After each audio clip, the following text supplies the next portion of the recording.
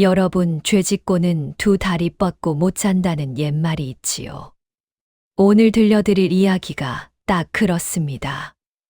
대감님, 발소리를 들어보니 숨을 쉴 수 있는 날이 딱 사흘 남으셨습니다.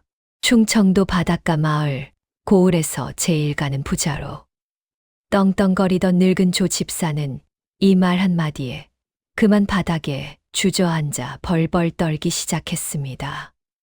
앞 못 보는 점쟁이의 한마디에 천하의 욕심쟁이가 어린아이처럼 겁에 질린 것이지요. 조 집사는 알지 못했습니다. 저 평온한 얼굴의 점쟁이가 15해 전 자신이 은혜를 원수로 갚고 주인을 배신했던 그 집안의 핏줄이라는 것을요. 추운 겨울밤, 두 눈을 잃고 눈보라 속으로 쫓겨났던 어린아이. 그 아이가 어떻게 소리만으로 사람의 속마음을 꿰뚫어 보는 조선. 최고의 점쟁이가 되어 돌아왔는지 오늘 그 기막힌 복수극을 들려드리겠습니다. 구독과 좋아요, 알림 설정은 이 이야기를 완성하는 큰 힘이 됩니다. 자, 이제 마음의 눈을 뜬 점쟁이 바우의 이야기 속으로 들어가 보시죠. 이야기는 지금으로부터 15해 전 살을 애듯 추운 겨울날로 거슬러 올라갑니다. 충청도 바닷가 마을에는 마음씨 좋기로 소문난 큰 부자가 살고 있었습니다. 그 부자에게는 눈에 넣어도 아프지 않을 10살배기 아들 바오가 있었지요. 바오네 집에는 늙은 하인 조 집사가 있었습니다. 조 집사는 젊은 시절 굶어 죽어가던 것을 바오네 아버지가 거두어 살려준 사람이었습니다. 하지만 사람의 욕심은 끝이 없는 법이지요. 배가 부르고 등이 따뜻해지니 조 집사의 마음 속에는 시커먼 탐욕의 뱀이 ጧ리를 틀기 시작했습니다. 저 착해 빠진 주인 영감만 없으면 이 엄청난 재산이 다 내 차지가 될 텐데. 조 집사는 결국 무서운 마음을 먹었습니다. 바오의 아버지가 원인 모를 병으로 시름시름 앓아눕게 된 것입니다. 아버님, 정신 좀 차려보셔요. 어린 바오가 눈물을 뚝뚝 흘리며 아버지의 손을 잡았지만 아버지는 검은 피를 토하며 숨을 헐떡일 뿐이었습니다. 그때 문 밖에서 조 집사가 뱀처럼 차가운 웃음을 지으며 이 모습을 지켜보고 있었습니다. 그렇습니다. 재산에 눈이 먼 조 집사가 매일 드시는 탕약에 조금씩 독이 든 가루를 타서 주인을 서서히 죽이고 있었던 것입니다. 결국 바오의 아버지는 억울하게 세상을 떠나고 말았습니다. 하지만 조 집사의 악행은 거기서 끝이 아니었습니다. 재산을 온전히 차지하려면 유일한 핏줄인 어린 바오를 없애야만 했지요. 하지만 대놓고 아이를 죽였다가는 마을 사람들의 의심을 살 것이 뻔했습니다. 어느 날 아침이었습니다. 아침에 일어나 세수를 하던 바오는 갑자기 두 눈이 찢어지는 듯한 고통에 비명을 지르며 쓰러졌습니다. 아, 눈이 아파요. 내 눈이 불타는 것 같아요. 조 집사가 바오가 씻는 물에 독한 가루를 몰래 풀어놓은 것이었습니다. 바오의 두 눈은 퉁퉁 부어오르더니 이내 시뻘겋게 변하고 말았습니다. 앞이 전혀 보이지 않는 암흑천지가 된 것입니다. 조 집사는 눈이 멀어 울부짖는 어린 바오를 매몰차게 대문 밖으로 내동댕이 쳤습니다. 일에 사이미지 삽입, 이놈의 집안에 몹쓸 전염병이 돌고 있다. 이 아이의 눈을 보아라. 귀신이 씬 것이 틀림없으니 당장 이 마을에서 쫓아내야 한다. 조 집사는 마을 사람들에게 거짓 소문을 퍼뜨렸습니다. 어리석은 사람들은 병이 옮을까 무서워 앞 못 보는 어린아이를 외면했습니다. 한겨울 매서운 눈보라가 치는 밤이었습니다. 앞은 보이지 않고 뼈를 깎는 듯한 추위 속에 바오는 얇은 옷. 한 벌만 걸친 채 이리저리 부딪히며 피투성이가 되었습니다. 아버지, 너무 추워요. 무서워요. 결국 바우는 꽁꽁 언 장터 뒷골목에 쓰러져 정신을 잃고 말았습니다. 어린 목숨이 차가운 눈더미 속에서 서서히 식어가고 있을 때였습니다. 아이고, 이게 웬 어린아이여. 얼어 죽겠네. 장터 구석에서 작고 허름한 국밥집을 하던 늙은 주모. 할머니가 쓰레기를 버리러 나왔다가 쓰러진 바울을 발견한 것입니다. 할머니는 언 손을 호호 불어가며 바울을 번쩍 업고 따뜻한 부엌으로 뛰어 들어갔습니다. 할머니는 아궁이에 장작을 가득 지피고 바울의 꽁꽁 언 몸을 두꺼운 이불로 칭칭 감아주었습니다.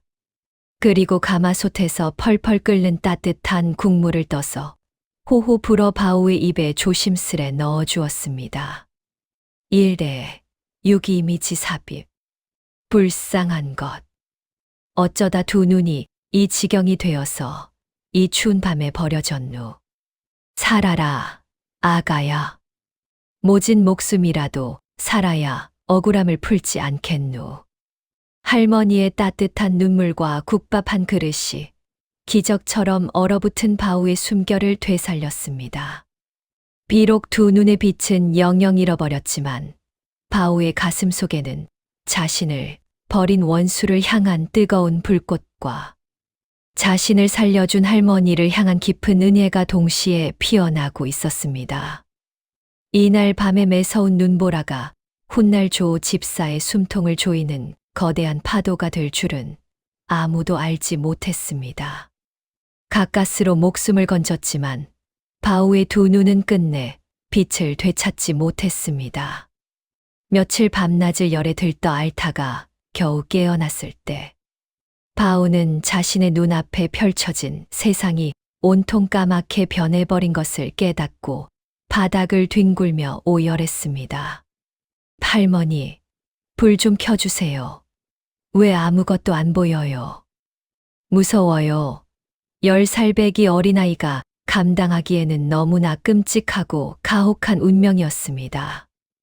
따뜻한 국밥집 할머니는 그런 바울을 끌어안고 함께 눈물을 흘렸습니다. 아가야, 울지 마라. 하늘이 무너져도 솟아날 구멍이 있다고 했다. 눈이 닫히면 다른 길이 열리는 법이니 이 할미가 내 눈이 되어주마.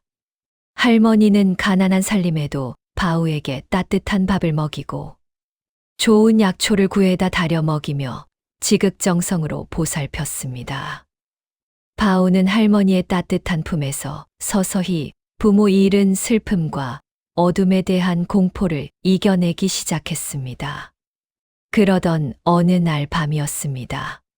잠을 이루지 못하고 가만히 누워있던 바우의 귓가에 이상한 소리들이 들려오기 시작했습니다. 처음에는 그저 마당에 나무잎이 굴러가는 소리인 줄 알았습니다.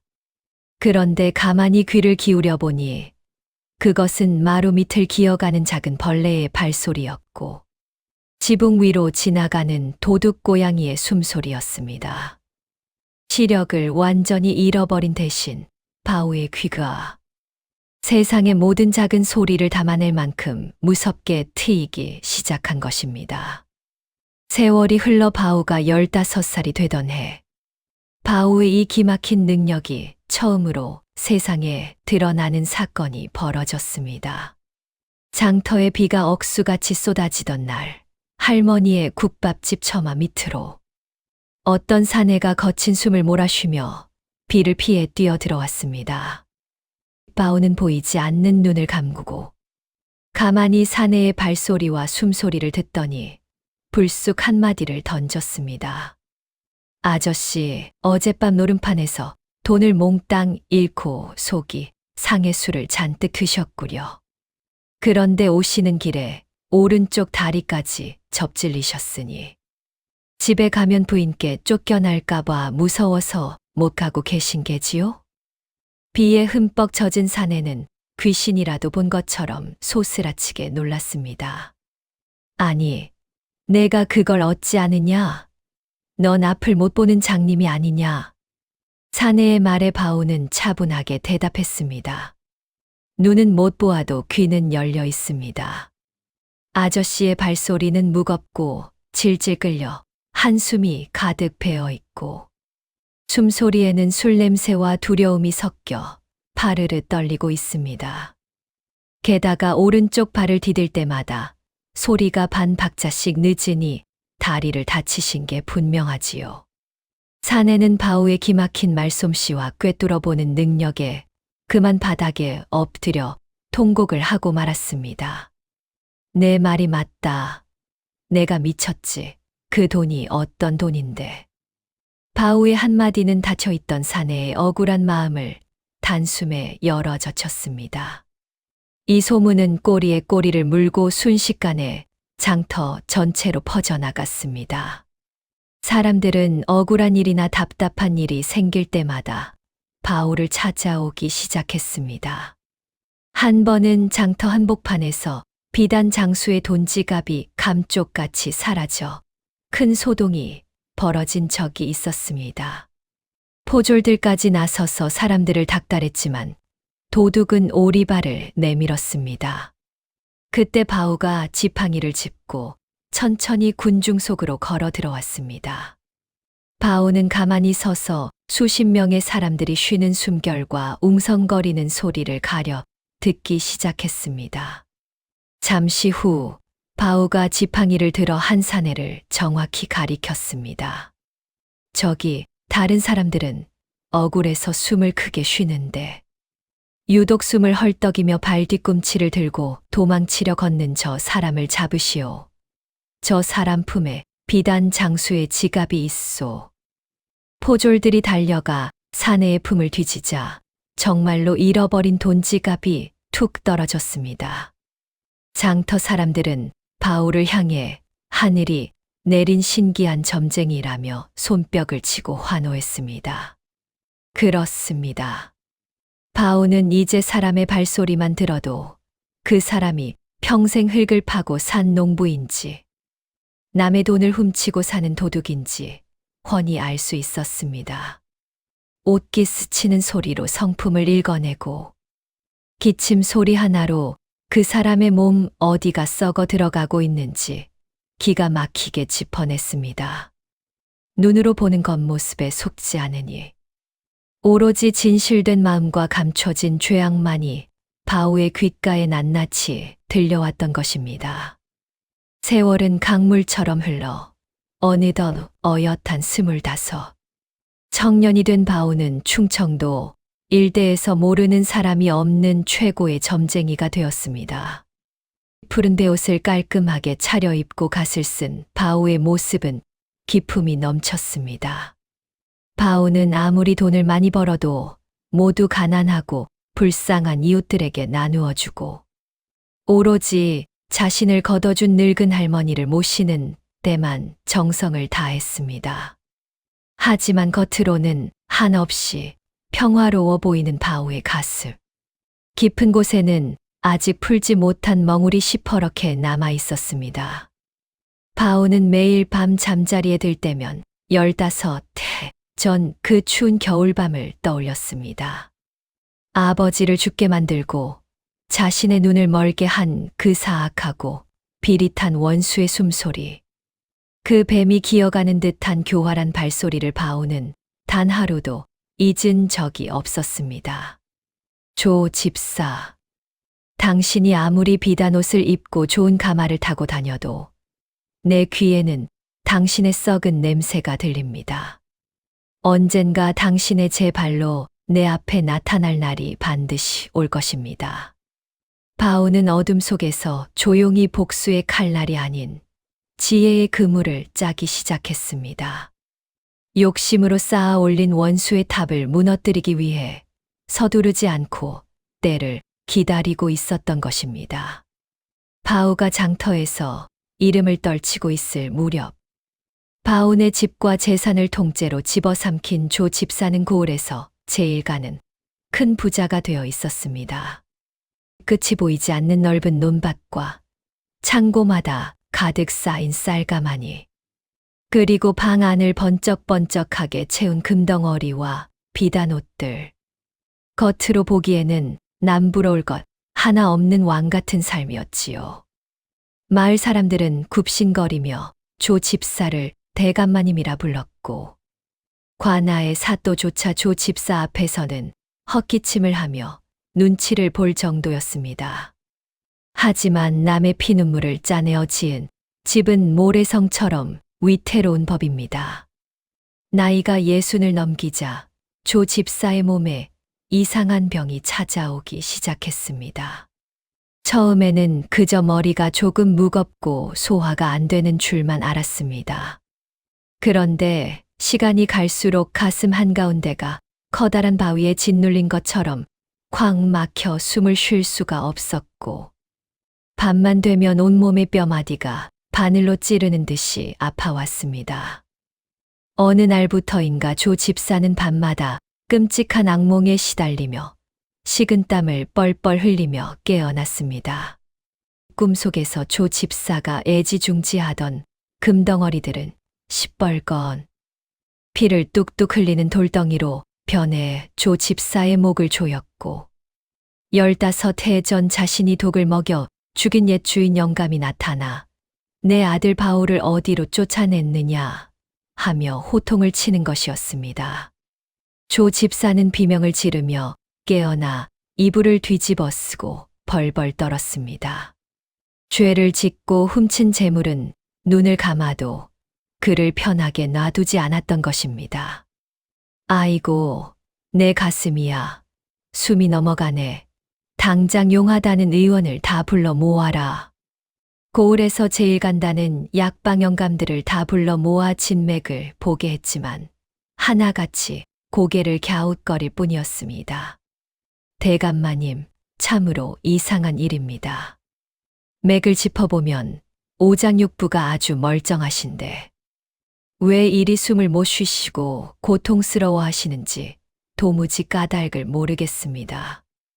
이것은 몸의 병이 아니라 마음의 병이 깊어 생긴 화병인 듯하옵니다. 의원들의 말에 조 집사는 길길이 날뛰었습니다. 무엇이라? 마음의 병. 내가 돈이 썩어나고 떵떵거리며 사는데 무슨 마음의 병이 있단 말이냐. 이 돌팔이 놈들 돈을 산더미처럼 가져다 바쳤는데 병 하나 못 고치느냐. 조 집사는 펄펄 끓여온 비싼 탕약 사발을 벽에다 집어 던지며 발악을 했습니다. 사방으로 시커먼 약물이 튀고 사기 그릇이 박살났습니다. 조선 팔도에서 귀하다는 산삼과 녹용을 물처럼 마셔댔지만 조 집사의 병은 하루가 다르게 깊어만 갔습니다. 몸이 아프니 죽음에 대한 두려움이 미친 듯이 몰려왔습니다. 내가 이 엄청난 돈을 두고 어찌 죽는단 말이냐. 천년 만년 살아야 하는데 욕심이 큰 만큼 죽음이 무서워 미칠 지경이었습니다. 그 무렵 조 집산의 마당을 쓸던 하인들이 구석에 모여 수군거리는 소리가 들렸습니다. 이복에 자네 장터에 나타났다는 그 눈먼 점쟁이 소문 들었는가. 아, 듣다마다 귀신이 곡할 노릇이라지. 앞을 전혀 못 보는 장님인데 사람 발소리만 들어도 그 사람이 앓고 있는 병을 쪽집게처럼 맞춘다며. 그뿐이 아니여 발소리의 떨림만 듣고도 그 사람 목숨이 며칠 남았는지 단박에 알아맞힌다지 뭔가. 어제는 아랫마을 김서방이 숨 넘어가기 직전이었는데 그 점쟁이가 시키는 대로 했더니 씻은 듯이 나았다는구먼. 마침 방문을 열고 나오려던 조 집사의 귀에 이 솔깃한 이야기가 꽂혔습니다. 발소리만 듣고 병을 고치고 수명을 알아맞힌다고. 그래, 의원. 놈들이 못 고친다면 귀신을 부리는 점쟁이에게 기대는 수밖에 없지. 살고 싶어 안달이 난 조 집사는 체면이고 뭐고 따질 겨를이 없었습니다. 당장 몽둥이를 든 덩치 큰 하인 2명을 불러들였습니다. 당장 가서 그 장님 점쟁이 놈을 내 앞마당으로 끌고 오너라. 만약 순순히 따라오지 않거든 밧줄로 꽁꽁 묶어서라도 끌고 와야 한다. 그놈이 내 병을 고치고 살기를 알려준다면 금덩어리를 내어줄 것이고 못 고친다면 경을 칠 줄 알라고 전해라. 조 집사의 핏발선 눈동자에는 살기마저 맴돌았습니다. 하인들은 허겁지겁 대문을 박차고 장터로 달려갔습니다. 조 집사는 헐떡이는 가슴을 부여잡으며 방바닥에 쓰러지듯 누웠습니다. 자신이 지금 목숨을 구걸하려고 부르는 그 점쟁이가 15해 전 자신이 눈을 멀게 하여 차가운 눈구덩이에 내다 버린 바로 그 어린아이 바오라는 사실은 꿈에도 모른 채 말입니다. 운명의 수레바퀴는 이렇게 삐걱거리며 두 사람을 좁은 외나무 다리 위로 끌어올리고 있었습니다. 이제 바오의 귀에 그토록 잊지 못하던 원수의 비릿한 발소리가 들려올 차례였습니다. 그날 오후 장터 구석 국밥집에 갑자기 산채만 한 덩치를 가진 사내 둘이 들이닥쳤습니다. 내 놈이 그 귀신같이 사람 속을 꿰뚫어 본다는 장님 점쟁이냐? 우리 대감마님께서 찾으시니 잔말 말고 따라 나서라. 사내들은 앞을 못 보는 바오의 양팔을 거칠게 낚아챘습니다. 국밥집 할머니가 깜짝 놀라 맨발로 뛰어나오며 말렸지만 사내들은 할머니를 매몰차게 밀쳐내고 바오를 질질 끌고 가버렸습니다. 할머니, 너무 걱정하지 마셔요. 곧 돌아오겠습니다. 바오는 속으로 덜컥 겁이 났지만 놀란 할머니를 안심시키며 순순히 덩치 큰 사내들을 따라 나섰습니다. 어디로 끌려가는지도 모른 채 바오는 오롯이 지팡이 끝에 닿는 흙바닥의 느낌과 주변에서 들려오는 사람들의 웅성거림에 귀를 기울였습니다.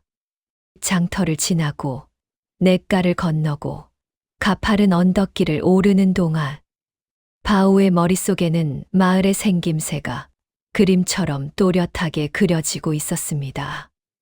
그런데 언덕길을 한참 오를 무렵 바오의 콧가에 아주 낯익은 냄새가 스쳐 지나갔습니다. 이 냄새는 어린 시절 우리 집 뒷마당에서 나던 그 오래된 잣나무 냄새가 아닌가. 바오의 발걸음이 멈칫했습니다.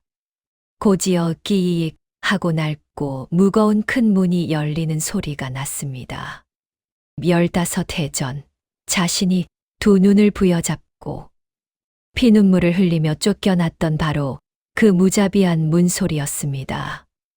사내들에게 이끌려 넓은 마당으로 들어선 바오는 몸이 굳어지는 것을 느꼈습니다. 코끝을 맴도는 매화나무의 달콤한 향기, 처마 끝에서 찰랑거리는 작은 풍경 소리. 눈은 비록 닫혀 있어 아무것도 볼 수 없었지만 바오의 온몸이 이곳이 바로 자신이 뺏긴 고향집이라는 것을 미친 듯이 소리쳐 알려주고 있었습니다. 이놈을 모셔왔습니다. 대감마님. 사내들의 우렁찬 목소리가 울려 퍼지고 이내 방문이 덜컥 열리며 누군가 마루로 걸어 나오는 소리가 들렸습니다. 질척, 질척. 보통 양반들의 가볍고 점잖은 발소리가 아니었습니다. 탐욕에 찌들어 발바닥에 무거운 쇳덩이를 단 것처럼 땅을 긁으며 걷는 그 질척거리는 발소리. 그리고 숨을 쉴 때마다 뿜어져 나오는 쓴 탕약. 냄새와 비릿한 피 냄새가 섞인 끔찍한 숨결. 바오는 숨이 턱 막혔습니다. 15해를 하루같이 귓가에 맴돌던 소리. 아버지를 죽이고 자신을 내다 버린 철천지원수. 조 집사가 바로 몇 발자국 앞에 서 있었던 것입니다. 내 놈이 눈 감고도 남의 속을 훤히 본다는 그 맹인 점쟁이냐? 조 집사의 탁하고 쉰 목소리가 바오의 정수리에 내리꽂혔습니다. 바오의 가슴 속에서는 천둥이 치고 폭풍우가 몰아치고 있었지만 겉으로는 조금의 떨림도 보여서는 안 되었습니다. 만약 이 늙은 여우 같은 원수가 자신의 진짜 얼굴을 알아보기라도 한다면 그 자리에서 목숨을 잃는 것은 불보듯 뻔한 일이었습니다. 바오는 꽉 쥔 지팡이에 땀이 배어나는 것을 느끼며 애써 입꼬리를 올려 빙긋 웃어 보였습니다. 예, 그렇습니다. 눈으로 보는 껍데기야 썩어 없어질 것이지만 마음으로 듣는 소리는 속일 수 없는 법이지요. 어찌 속이 많이 답답하여 저를 부르셨습니까? 최대한 부드럽고 덤덤하게 꾸며낸 바오의 목소리에 조 집사는 헛기침을 하며 거드름을 피웠습니다. 그래. 내 요즘 밤낮으로 가슴이 답답하고 뼈마디가 쑤셔 도무지 잠을 잘 수가 없다.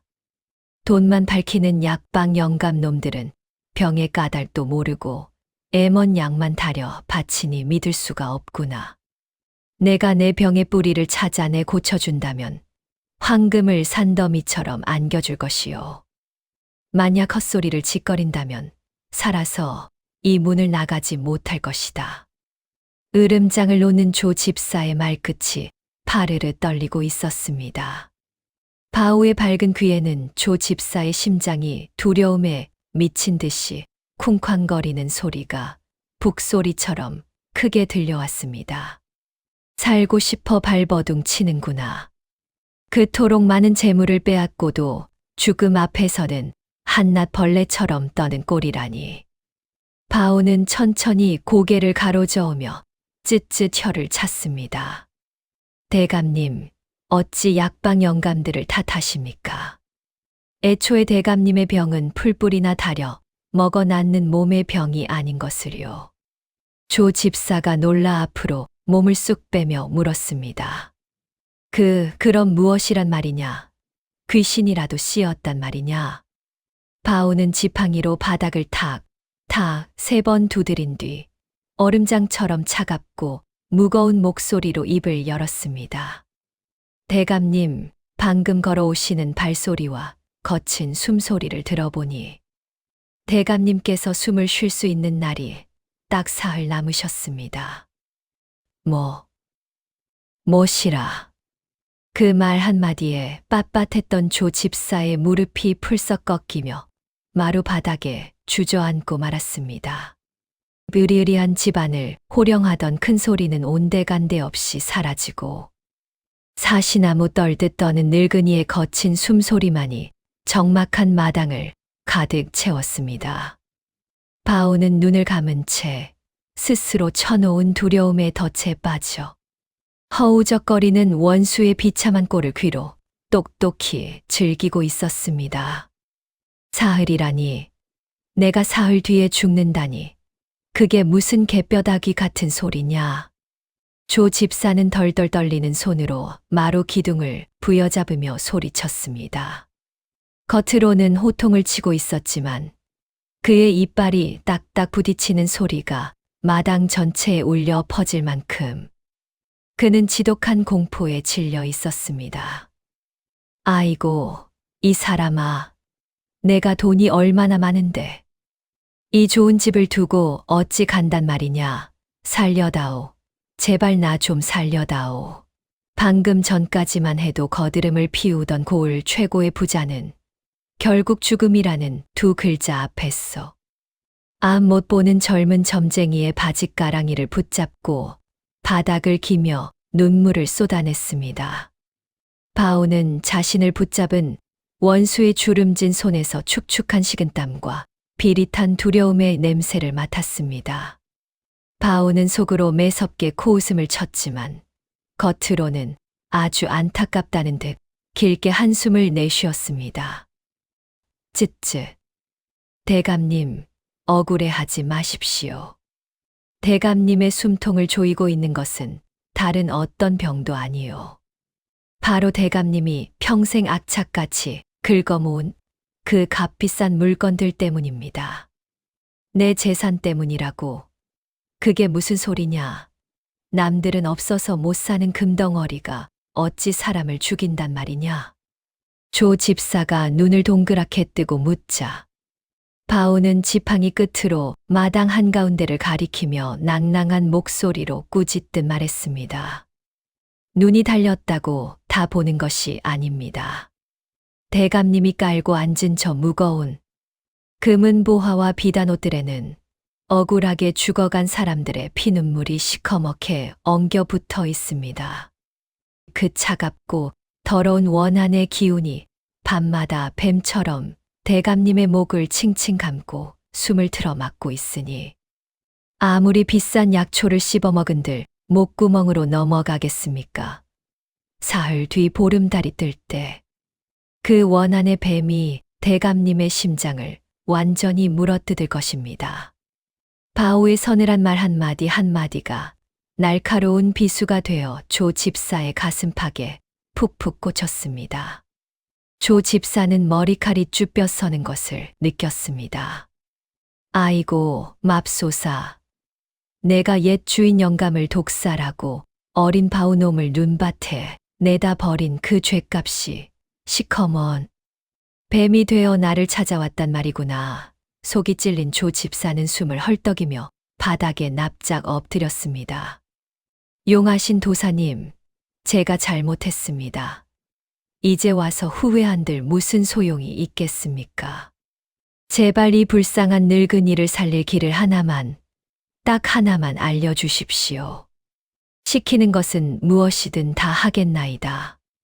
바오는 앞 못 보는 두 눈을 지그시 감은 채 입가에 보일 듯 말 듯 한 미소를 띠며 은밀하게 속삭였습니다. 살 길이 아주 없는 것은 아닙니다만 워낙 끔찍하게 엉겨붙은 원한이라 대감님께서 제 목숨보다 아끼시는 것을 버려야만 살 수 있습니다. 조 집사는 제 목숨보다 아끼는 금덩어리들이 쌓인 창고 쪽을 힐끗 돌아보며 손톱을 물어뜯었습니다. 돈이냐, 목숨이냐. 천하의 욕심쟁이에게는 살갗을 벗겨내는 것보다 고통스러운 선택이었습니다. 하지만 당장 오늘 밤이라도 뱀이 심장을 물어뜯을 것 같은 공포가 그의 탐욕을 짓눌렀습니다. 버리겠습니다. 싹 다 버리겠습니다. 그 피 묻은 것들을 어찌 버려야 내 목숨이 붙어 있겠습니까? 드디어 원수가 완벽하게 덫에 걸려들었습니다. 바오는 속으로 쾌재를 부르며 묵직한 목소리로 가짜 처방을 내렸습니다. 바다의 깊고 푸른 물로 그 더러운 기운을 씻어내야만 합니다. 내일 밤, 날이 어두워지면 고을에서 가장 큰 배를 빌리십시오. 그리고 대감님 집안에 있는 모든 금은 보화와 비단을 그 배에 싣고 바다 한가운데로 나가야 합니다.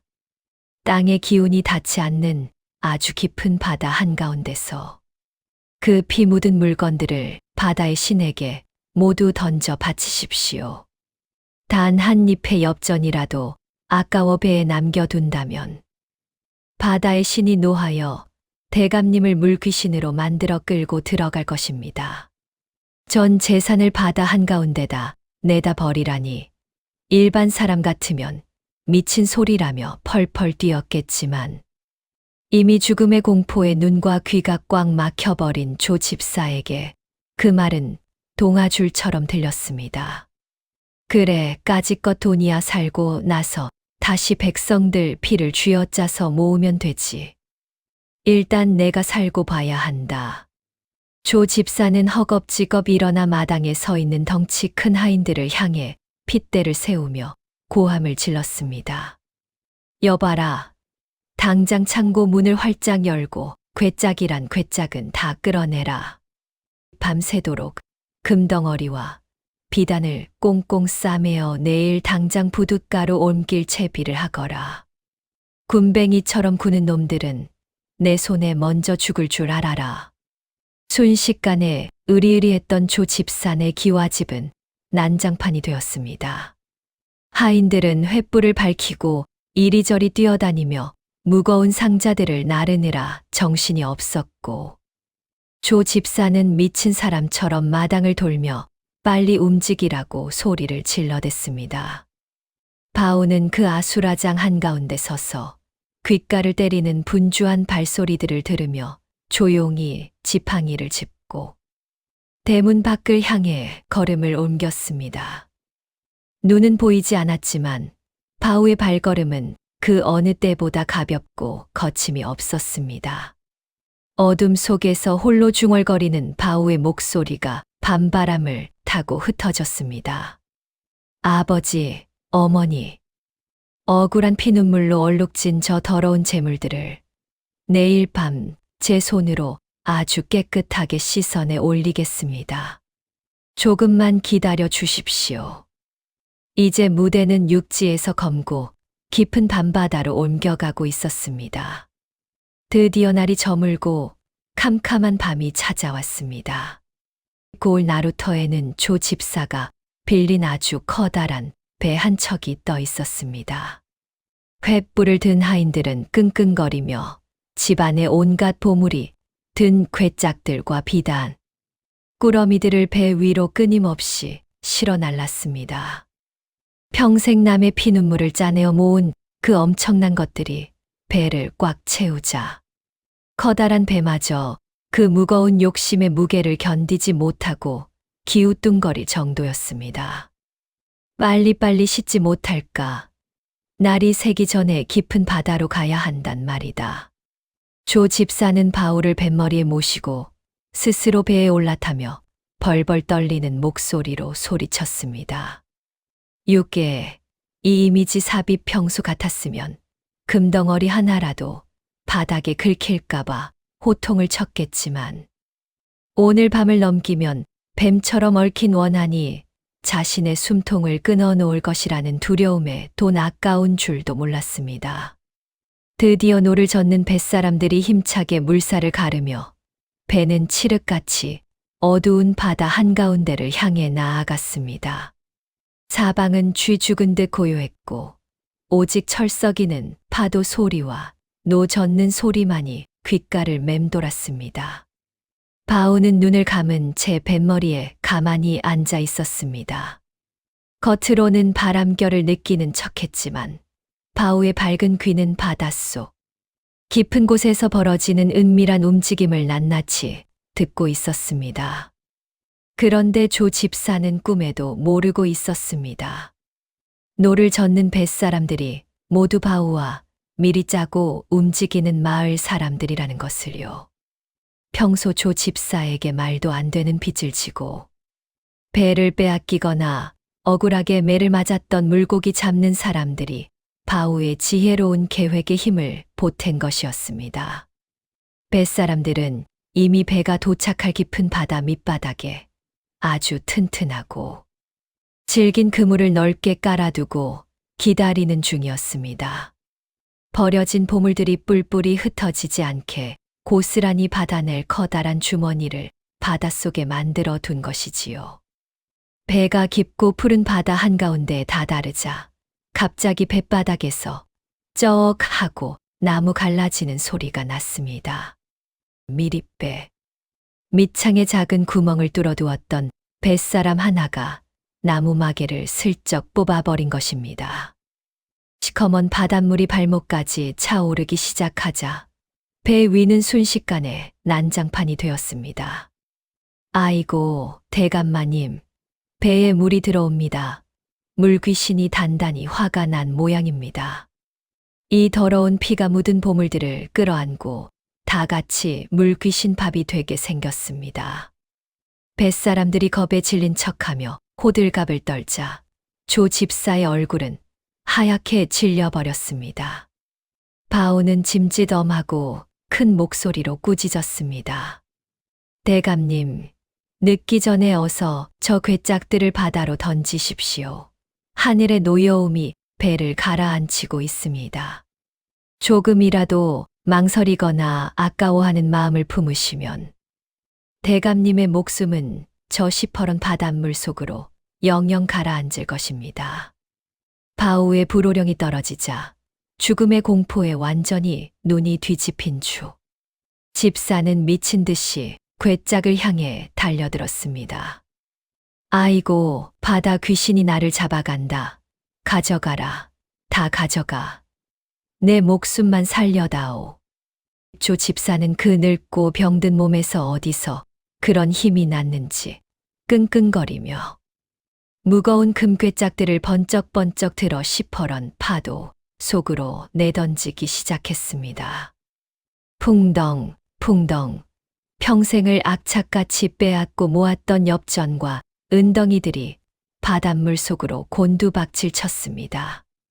화려한 비단 꾸러미들도 거품을 일으키며 물속으로 가라앉았습니다. 조 집사가 제 손으로 금덩어리를 내던질 때마다 바우의 귓가에는 바닷속에 미리 깔아둔 튼튼한 그물 위로 괴짝들이 쿵쿵하고 묵직하게 안착하는 기분 좋은 소리가 선명하게 들려왔습니다. 더 던지십시오. 아직 원한의 기운이 남아 있습니다. 바우가 재촉할수록 조 집사는 숨을 헐떡이며 마지막 남은 보석 상자까지 탈탈 털어 바다로 던져버렸습니다. 배는 텅텅 비어버렸고 조 집사는 그제야 뱃바닥에 털썩 주저앉아 짐승처럼 엉엉 울음을 터뜨렸습니다. 살았다는 안도감과 모든 것을 잃었다는 허탈감이 뒤섞인 찌질한 울음소리였습니다. 자, 이제 원한은 모두 씻겨 나갔습니다. 어서 무트로 배를 돌리시오. 바우의 말이 떨어지기가 무섭게 뱃사람들은 구멍을 다시 틀어막고 쏜살같이 노를 저어 나루터로 돌아왔습니다. 날이 밝아오고 있었습니다. 배가 무태 닿자마자 조 집사는 다리에 힘이 풀려 갯벌 위로 풀썩 고꾸라졌습니다. 다음 날 아침 무트로 겨우 기어 올라온 조 집사의 꼴은 그야말로 거지 중의 상거지였습니다. 비싼 비단옷은 바닷물에 젖어 진흙투성이가 되었고 갓은 어디로 날아갔는지 산발을 한 채 덜덜 떨고 있었습니다. 고개를 들어 텅 빈 배와 고요한 바다를 바라보는 조 집사의 두 눈에는 초점이 없었습니다. 하룻밤 사이에 고을 제1의 부자에서 땡전 한 푼 없는 알거지가 된 것입니다. 그 비참한 꼴을 가만히 듣고 있던 바오는 입가에 시원한 미소를 머금고 조용히 뒤를 돌아 장터로 향했습니다. 남의 눈에 피눈물을 내어 모은 재물은 결국 제 발등을 찍고 물거품이 된다는 변하지 않는 하늘의 이치가 통쾌하게 이루어지는 순간이었습니다. 이제 남은 것은 바닷속 그물에 얌전히 모여있는 그 재물들을 불쌍한 사람들에게 돌려주는 일뿐이었습니다. 조 집사가 넋이 나가 갯벌을 기어다닐 무렵 아침 해가 둥실 떠오른 바다 한가운데서는 아주 신나는 잔치가 벌어지고 있었습니다. 바우와 마을 어부들이 어젯밤 주 집사가 보물을 내다 버렸던 바로 그 자리에 다시 배를 띄우고 모여든 것입니다. 간밤에 조 집사가 눈물을 머금고 내던진 괴짝들은 바다 밑바닥으로 가라앉은 것이 아니라 어부들이 미리 바닷속에 넓게 쳐둔 아주 질기고 튼튼한 그물망 위에 고스란히 쌓여 있었습니다. 영차, 영차, 당겨라. 어부들의 우렁찬 구려. 소리와 함께 바닷속에 잠겨있던 거대한 그물이 서서히 물 위로 모습을 드러냈습니다. 그물 안에는 조 집사가 평생 남의 피눈물을 짜내어 모았던 금덩어리와 은덩어리, 그리고 값비싼 비단이 가득 든 괴짝들이 알이 꽉 찬 물고기 떼처럼 수북하게 담겨 있었습니다. 아침 햇살을 받은 금은 보화가 바닷물에 씻겨 반짝반짝 눈부시게 빛났습니다. 하하하, 10년 묵은 체증이 싹 내려가는구먼. 저 욕심쟁이 늙은이가 제 손으로 돈을 바다에 퍽퍽 던져 넣을 때 어찌나 웃음이 나오던지 참느라 혼났네. 어부들은 배가 떠나가라 웃음을 터뜨렸습니다. 바우도 뱃머리에 서서 바닷바람을 맞으며 소리 내어 웃었습니다. 그동안 꽉 막혀 있던 가슴이 뻥 뚫리는 듯 했습니다. 배가 무거운 보물들을 싣고 나루터로 돌아오자 미리 연락을 받고 기다리던 마을 사람들이 구름 떼처럼 몰려들었습니다. 장터 너른 마당에 수십 개의 괴짝이 산더미처럼 쌓이자 바오는 자신을 친손자처럼 거두어준 국밥집 할머니의 손을 꼭 잡고 사람들 앞에 섰습니다. 입눈은 보이지 않았지만 바오의 귓가에는 기대와 기쁨으로 가득 찬 사람들의 쿵쾅거리는 심장 소리가 봄날의 꽃노래처럼 아름답게 들려왔습니다. 바오가 지팡이를 들어 크게 소리쳤습니다. 마을 사람들 들으시오. 이 재물들은 본디 조 집사의 것이 아니라 여러분의 피와 땀을 억울하게 빼앗아 간 것들입니다. 하늘이 노하여 조 집사에게 벌을 내리시고 이 바오의 눈과 귀를 빌려 여러분의 것을 도로 찾아주신 것입니다. 자, 억울하게 논밭을 빼앗긴 사람, 고리대금에 묶여 자식을 팔아야 했던 사람들은 모두 나와 자신의 몫을 찾아가시오. 바오의 말이 떨어지기가 무섭게 장터는 눈물바다가 되었습니다. 괴짝이 열리고 조 집사가 꽁꽁 숨겨두었던 빈 문서와 논밭 문서들이 불길에 태워졌습니다. 아이고, 빼앗겼던 내 논문서를 되찾았다. 이제 우리 식구 굶어 죽지 않아도 된다. 사람들은 바닥에 주저앉아 엉엉 울며 서로를 부둥켜 안았습니다. 빈 덩어리를 품에 안은 아주머니도 다시 집을 찾은 할아버지도 모두 바오를 향해 연신 고개를 숙이며 고맙다고 외쳤습니다. 조 집사가 평생을 바쳐 긁어모은 탐욕의 산더미가 단 하루아침에 가난한 백성들의 눈물을 닦아주는 단비가 되어 온 고을을 적셨습니다. 한편 모든 것을 잃고 산발을 한 조 집사는 젖은 옷을 질질 끌며 장터 구석에 나타났습니다. 그는 밤새 추위와 두려움에 떨어 제정신이 아니었습니다. 그런데 장터 한복판에서 사람들이 잔치를 벌이고 자신이 어젯밤 분명히 바다에 던져버렸던 그 금괴짝들이 버젓이 열려있는 광경을 보고는 두 눈이 튀어나올 만큼 크게 놀랐습니다. 그 괴짝 옆에는 자신이 살려달라고 빌었던 그 장님 점쟁이가 미소를 지으며 서 있었습니다. 그제야 조 집사의 멍청한 머릿속에도 번쩍하고 벼락이 내리쳤습니다. 귀신이 노한 것이 아니었습니다. 자신이 그 장님 놈의 새 치혀에 완벽하게 속아 넘어가 제 손으로 전 재산을 들어 바쳤다는 기막힌 사실을 깨달은 것입니다. 아, 이 도둑놈들아.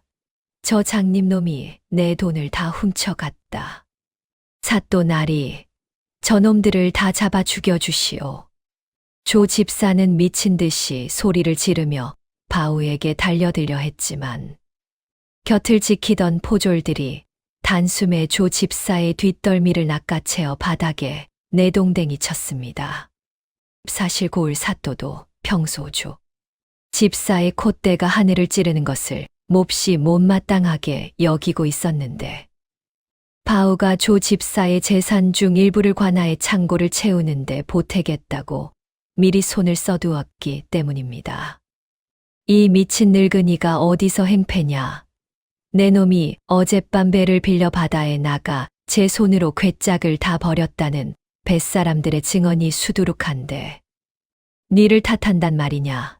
당장 이 미치광이를 끌어내라. 포졸들의 매질에 조 집사는 흙바닥을 뒹굴며 피눈물을 흘렸습니다. 어제까지만 해도 떵떵거리던 고을 최고의 갑부가 하루아침에 온 동네 사람들의 비웃음거리가 되어 발길질을 당하는 신세가 된 것입니다. 바오는 흙먼지 속에서 발버둥 치는 조 집사의 비참한 숨소리를 가만히 내려다보고 있었습니다. 이제 지독했던 15해의 억울함을 완벽하게 씻어낼 마지막 인사를 건넬 차례가 다가왔습니다. 잔치가 한창 벌어지고 있는 장터 한복판을 뒤로하고 바오는 홀로 지팡이를 짚으며 어두운 골목길로 들어섰습니다. 포졸들에게 흠씬 두들겨 맞고 쫓겨난 조 집사가 그곳에 버려져 있었기 때문입니다. 장터 구석 썩은 집더미 위에 웅크리고 있는 조 집사의 숨소리는 이제 동네 똥개보다도 가엽고 비참하게 들렸습니다. 탁, 탁. 바우의 지팡이 소리가 골목길을 울리며 다가가자 조 집사는 흠칫 놀라며 바닥을 기었습니다. 비싼 비단옷은 다 찢어지고 온몸에 흙먼지를 뒤집어 쓴 그는 앞 못 보는 점쟁이가 다가오는 것을 보고는 두 손을 싹싹 빌기 시작했습니다. 도사님, 도사님, 내가 미쳤었소. 제발 내 금덩어리 하나만, 아니 은덩어리 딱 하나만 돌려주시오. 밥을 못 먹어 창자가 끊어질 것 같소. 제발 이 불쌍한 늙은이를 살려주시오. 바우는 입술을 굳게 다문 채 그 찌질하고 비릿한 목소리를 가만히 내려다보았습니다. 고을을 쥐락펴락하던 그 거만한 양반은 온데간데 없고 오직 욕심의 찌꺼기만 남은 빈 껍데기가 땅바닥을 기고 있었습니다. 바우는 천천히 입을 열었습니다. 조 집사, 당신은 참으로 불쌍한 사람입니다. 두 눈을 시퍼렇게 뜨고도 진짜 두려운 것이 무엇인지 한 번도 보지 못했으니 말입니다. 조 집사는 바우의 목소리를 듣자마자 얼음물을 뒤집어 쓴 듯 온몸이 굳어버렸습니다. 자신을 대감님이라 부르던 그 부드러운 목소리가 아니었습니다. 뼛속까지 얼어붙게 만드는 서늘하고 묵직한 호통. 그 목소리에는 15해 동안 어둠 속에서 갈고 닦은 매서운 칼날이 숨겨져 있었습니다. 조 집사가 고개를 들어 바우를 쳐다보려 할 때 바우가 다시 한 걸음 다가서며 말했습니다. 15해 전 당신이 눈보라 속으로 내다 버렸던 핏덩이의 목소리를 정녕 잊었단 말입니까? 무엇이라? 핏덩이라니. 설마 내 놈이. 조 집사의 두 눈이 금방이라도 튀어나올 듯 커졌습니다. 덜덜 떨리는 손가락으로 바울을 가리키는 조 집사의 얼굴은 하얗게 질리다 못해 시퍼렇게 죽어가고 있었습니다. 바울은 머리에 쓰고 있던 갓을 천천히 벗으며 얼굴을 드러냈습니다. 빛을 잃고 굳게 닫힌 두 눈. 하지만 그 닫힌 두 눈 언저리에는 옛 주인 영감에 강직했던 얼굴이 고스란히 남아 있었습니다. 그렇습니다. 당신이 아버님을 독살하고 내 두 눈의 독을 다 장님으로 만들어 내쫓았던 그 어린아이. 그 바우가 바로 접니다. 자신이 내다 버린 주인의 핏줄이 스스로 제 무덤을 파게 만들고 전 재산을 바다에 던지게 한 그 맹인 점쟁이였다는 사실. 그 끔찍한 진실을 마주한 조 집사는 그만 숨이 턱 막혀버렸습니다. 귀신보다 더 무서운 것이 바로 사람의 업보였습니다. 자신이 뿌린 잔인한 악행의 씨앗이 거대한 괴물이 되어 제 목통을 물어뜯은 것입니다. 말도 안 돼. 내가 귀신한테 홀린 것이 아니라 내 놈한테. 조 집사는 머리를 쥐어뜯으며 짐승처럼 울부짖었습니다. 너무나 엄청난 충격과 억울함, 그리고 밀려들은 죗값의 무게에 조 집사는 개거품을 물고 집더미 위로 쓰러져 실성해버리고 말았습니다. 그는 이제 평생 자신이 버린 금덩어리의 환영을 쫓으며 길거리를 떠도는 미치광이가 되어 죗값을 치를 것입니다. 바오는 더 이상 그 비참한 몰골을 향해 귀를 기울이지 않고 미련 없이 뒤를 돌았습니다. 복수는 끝났습니다. 바오의 가슴속을 무겁게 짓누르던 15개의 시커먼 멍울이 아침 이슬처럼 흔적도 없이 사라지는 것을 느꼈습니다. 골목 어귀에는 바오를 걱정하며 따라온 국밥집 할머니가 환하게 웃으며 기다리고 있었습니다. 우리 바오, 이제 속이 다 후련하냐? 예, 할머니. 제 두 눈은 멀었지만 이제 세상 그 누구보다 맑고 넓은 눈을 가지게 된 것 같습니다. 이 모든 것이 저를 살려주신 할머니 덕분입니다. 바우와 할머니는 따뜻한 햇살이 내리쬐는 장터 길을 따라 천천히 걸음을 옮겼습니다. 바우는 억울한 백성들에게 찾아준 재물 외에 할머니와 여생을 편안히 보낼 작은 오두막 한 채를 지을 만큼의 돈만 남기고 모든 것을 미련 없이 털어버렸습니다. 비록 두 눈은 감겨 있었지만 사랑하는 할머니의 손을 잡고 걷는 바우의 앞길에는 그 어떤 벼슬아치의 길보다 눈부시고 따뜻한 빛이 가득 차 있었습니다. 여러분, 오늘 들려드린 마음의 눈을 뜬 점쟁이 이야기 어찌 들으셨습니까? 남의 눈에 피눈물을 내어 모은 재물은 결국 바닷가 모래성처럼 한순간에 파도에 씻겨 내려가는 법입니다. 조 집사는 천년 만년 살 줄 알고 남의 것을 뺏었지만 결국 제 꾀에 빠져 알거지가 되었고, 어린 바우는 두 눈을 잃는 비극 속에서도 맑은 귀와 따뜻한 마음을 열어 진정한 승리자가 되었습니다. 빈손으로 와서 빈손으로 가는 것이 우리네 인생입니다. 억지로 움켜쥐려 욕심부리기보다는 내 곁에 있는 사람에게 따뜻한 밥 한 끼 나누며 발 뻗고 편안히 주무시는 것이 진짜 부자가 아닐까 싶습니다.